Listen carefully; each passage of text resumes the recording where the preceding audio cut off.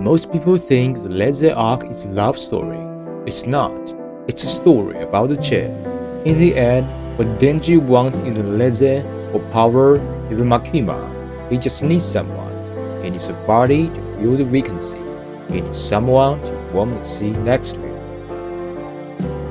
When Reze dies alone in some dark alley, she can see Denji through the cafe window, waiting for a woman who will never come. Her heart breaks not because death is near, but because happiness is so close. My heart breaks not because what happened to her, but what happens next. When power shows up instead, Denji is disappointed for a fleeting second. Then he simply eats the flowers and starts a fight. To Denji, it was never about the one. It was about having anyone to sit with. For Reze, he was everything. She risked her life for a seat at his table, only to find that a man and a woman play this game with entirely different rules.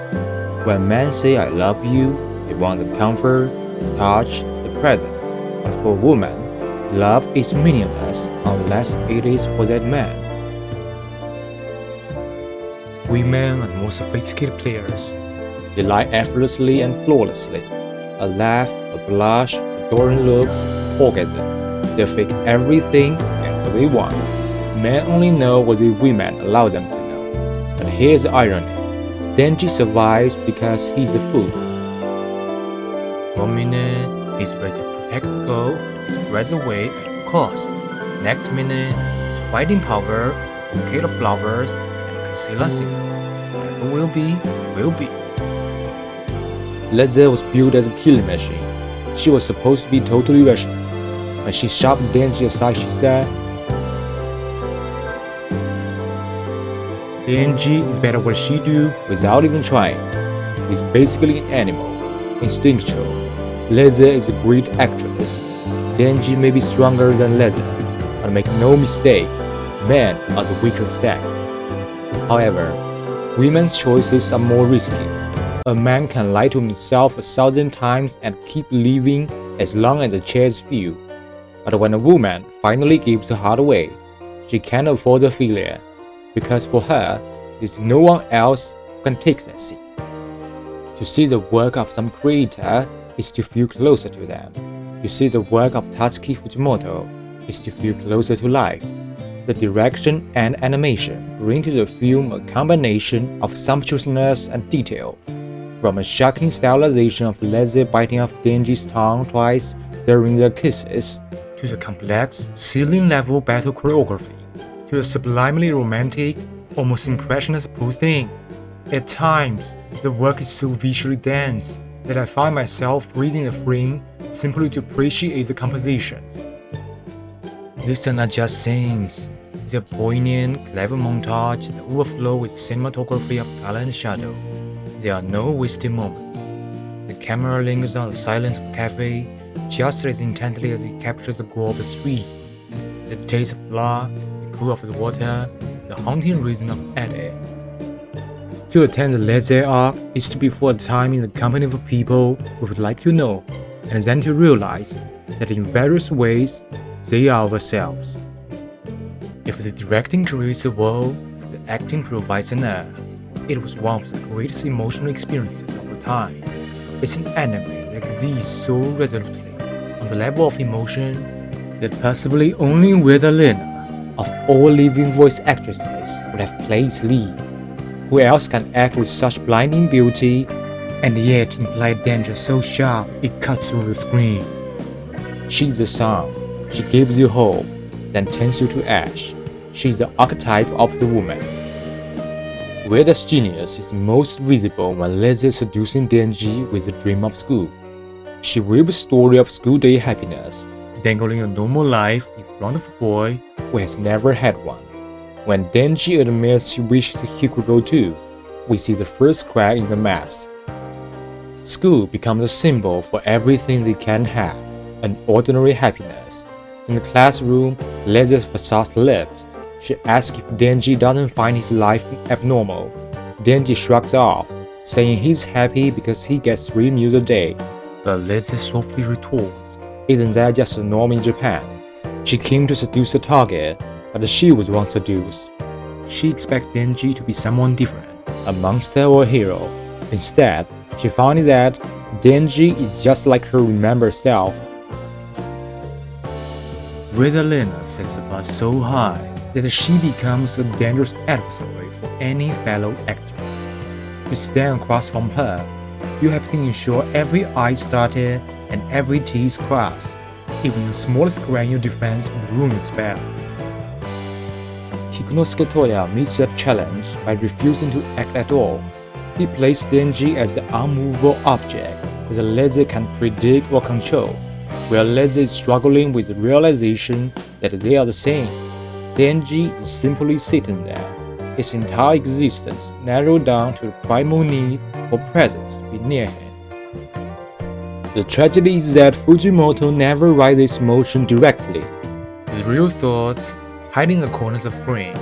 When Denji finally invites Reze to Hilo to run away together, he's offering her the very lie she was trapped in.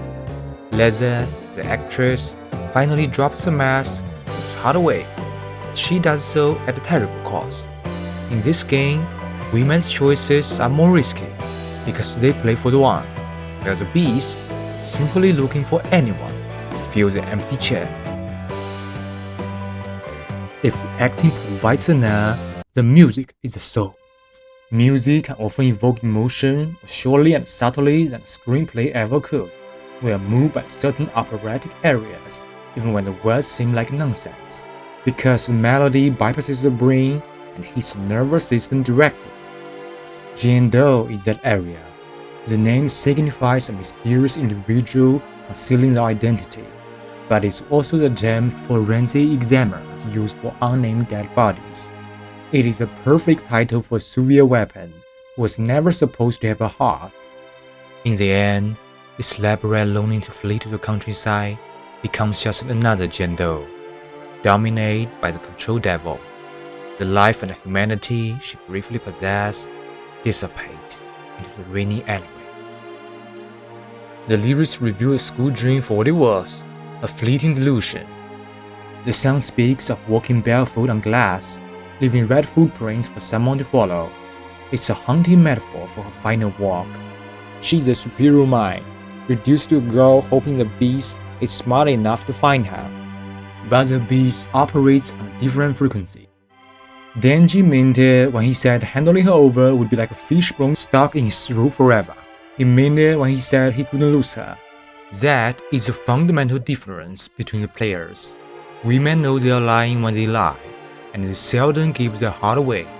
Men give their heart away constantly, and they mean it every single time, until the next meal. The tragedy is that Denji also meant it when he started fighting with Power over Flower just a few scenes later, as if Reze had never existed. The party must go on. Reze died and our hearts are broken, but Denji moves on. And admit it, we move on too.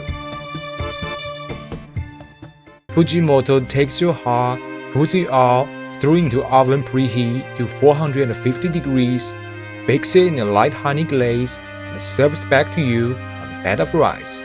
You eat it because you're hungry, and because in this world, the chair must always be filled. A final detail anchors the tragedy. Before escape, Reze sees a child holding the white flower Denji gave her. She chooses to donate, receiving a red flower in return. In my view, that red flower is Denji. He is the one she chose to die for. Yet, in the bouquet Denji eventually holds, there are yellow, white, and pink flowers, and no red. He doesn't notice absence. He just wants flowers. He just wants someone. This is why he eats a flower without hesitation. To the beast, there's no one. There's only a vacancy. The Reze Arc is a mirror ahead up to us. We are like the people in the theater, watching devils on screen enact a world that we can't keep in the real world. We see the actress lose everything for a red flower that was never hers, while the beast moves on to his next meal. It makes me think that a man is capable of love, at least not the way he means it. For him, love is just a name for a need that can be satisfied by anyone. Reze gives her heart away because she believes Denji is special. She believes they are the same because they share the same trauma. But Denji is just a man, living by his instincts. He isn't bad. You simply shouldn't expect a cat to drive a car. The irony is that Reze knew this better than anyone. She's a woman of the world, a professional spy who had seen things Denji could never imagine. She was supposed to be immune to the lie, and yet she still gave her heart away. The final words carry the weight of that realization.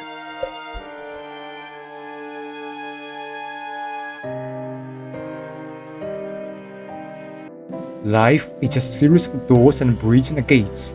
Eventually, you open enough of them to realize they all lead to the same place, and they all close behind you. Reze had opened every door. She knew exactly what was on the other side.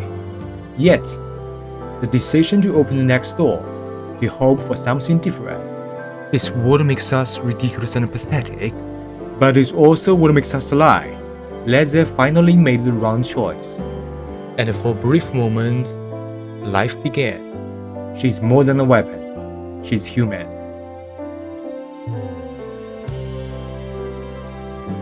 I always thought it had to do with the cruelty of Reze's death. I imagine her surviving, living with Denji as a normal couple, going to school. I keep playing back. The girl struggling with one arm, her body pierced, lying in her own blood, and staring at Denji's back as she takes her last breath.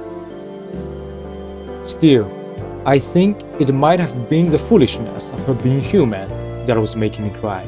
It was killing me with its silence and loneliness, making the rest of our lives too painful to bear.